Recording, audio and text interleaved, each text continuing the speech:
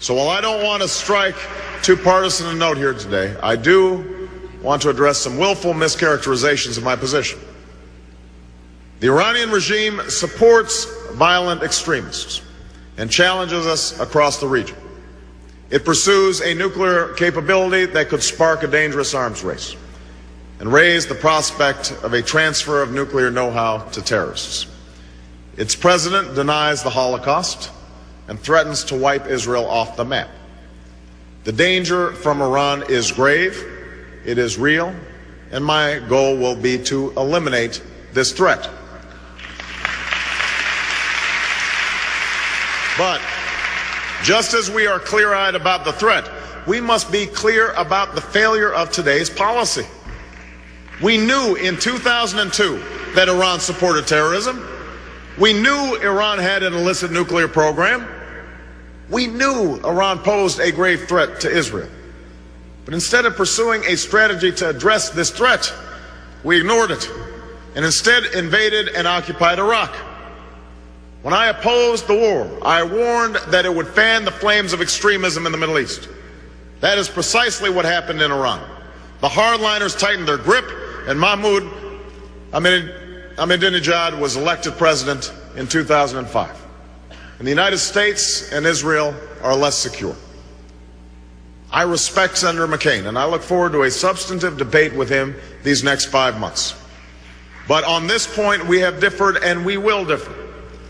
Senator McCain refuses to understand or acknowledge the failure of the policy he would continue.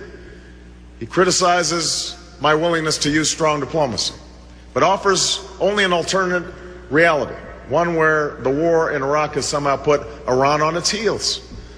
The truth is the opposite. Iran has strengthened its position.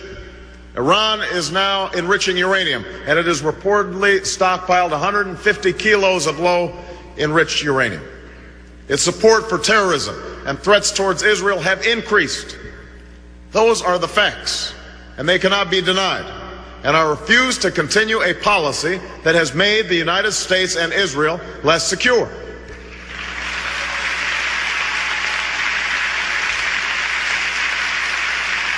Now, Senator McCain and others offers a false choice: stay the course in Iraq or cede the region to Iran. I reject this logic because there is a better way. Keeping all of our troops tied down indefinitely in Iraq is not the way to weaken Iran. It is precisely what has strengthened it. It is a policy for staying, not a policy for victory. I have proposed a responsible, phased redeployment of our troops from Iraq. We will get out as carefully as we were careless getting in. We will finally pressure Iraq's leaders to take meaningful responsibility for their own future. We will also use all elements of American power to pressure Iran. I will do everything in my power to prevent Iran from obtaining a nuclear weapon. Everything in my power to prevent Iran from obtaining a nuclear weapon. Everything.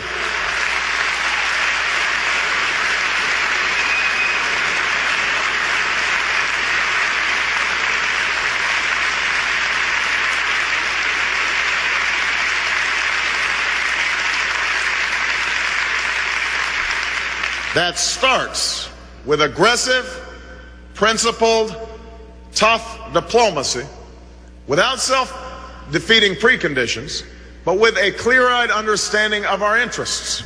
We have no time to waste. We cannot unconditionally rule out an approach that could prevent Iran from obtaining a nuclear weapon.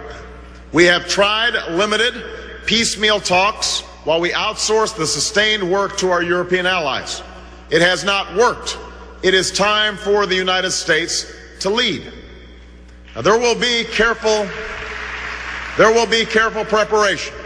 We will open up lines of communication, build an agenda, coordinate closely with our allies, especially Israel, and evaluate the potential for progress. And contrary to the claims of some, I have no interest in sitting down with our adversaries just for the sake of talking. But as President of the United States, I would be willing to lead tough and principled diplomacy with the appropriate Iranian leaders at a time and place of my choosing if and only if it can advance the interests of the United States. That is my position. I want it to be absolutely clear.